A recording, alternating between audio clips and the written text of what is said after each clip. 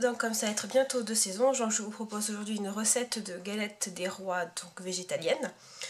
Et pour ce faire, ça va être assez simple. Il vous faut déjà 2 rouleaux de pâte brisée vegan. Donc en général, vous le trouvez en supermarché. Par exemple, moi j'ai pris la Croustipat.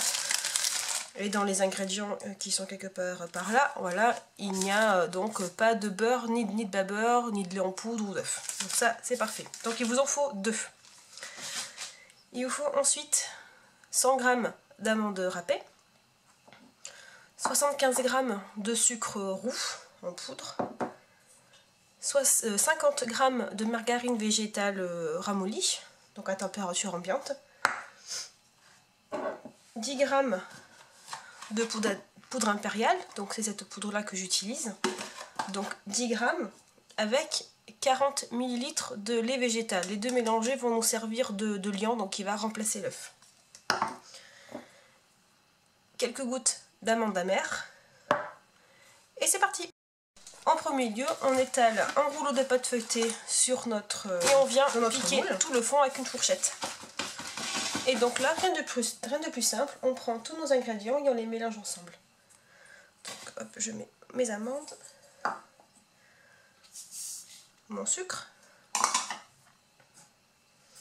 mon beurre ramolli, donc ma margarine. Donc, pour que ce soit plus facile quand même à mélanger, je vais quand même l'insérer par petits morceaux. Ma poudre impériale, mon lait végétal, donc là j'ai pris du lait de soja. On peut mettre, pour que ce soit encore plus gourmand, du lait d'amande. Et donc là je vais mettre seulement 1 à 2 gouttes d'amande amère, donc l'arôme d'amande amère, parce que c'est quand même très fort. J'ai toujours tendance à en mettre beaucoup, mais là je vais essayer de me raisonner. 1-2 gouttes. On a tout ça, et maintenant on vient plus.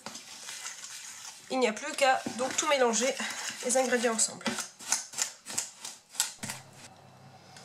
Voilà, notre crème d'amande est terminée. Il ne reste plus qu'à étaler sur la pâte. Donc moi je l'enlève du moule parce que comme on va devoir ensuite souder les bords, ça va être quand même beaucoup plus simple que de la laisser dans le moule à tarte, n'est-ce pas? Alors, on étale donc la garniture au centre.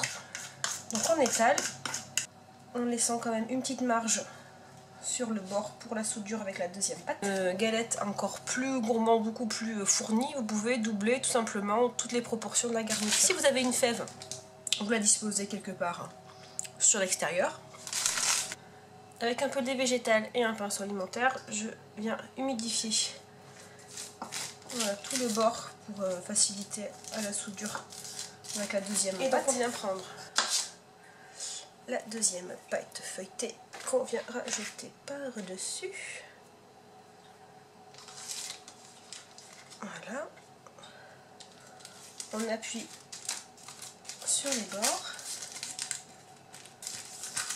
Et avec une fourchette appuyée tout le long pour souder. Et en plus, ça va faire un petit dessin.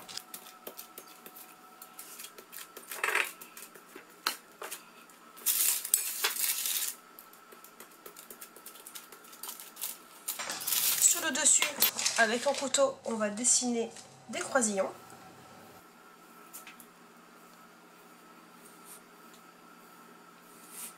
Toujours avec du lait végétal, donc moi du lait de soja et un pinceau, je viens badigeonner tout le dessus pour que la galette soit bien également percée de quelques trous le haut de la galette, afin qu'à la cuisson la vapeur puisse s'échapper et qu'elle ne dessèche pas. Bien sûr, comme vous avez pu le voir, pas de moule à tarte, hein, ça sert à rien. On va glisser ça sur notre plaque de four. Il ne reste plus qu'à l'enfourner, donc thermostat 200-210 pendant 30 minutes, mais surtout à bien vérifier la cuisson à partir de 20-25 minutes pour que ce ne soit pas trop doré et que ça fasse pas trop. Donc j'ai sorti ma galette du four au bout de 20 minutes et mon four, comme vous voyez, chauffe beaucoup. Mais là c'est un petit peu noir là. Donc faut vraiment faire attention à la cuisson.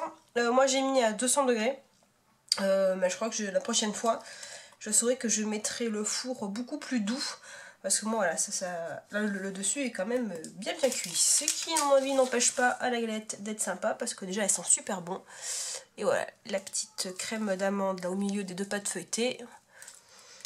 Ça sent très très bon. Voilà, vous la laissez refroidir. Et à bientôt!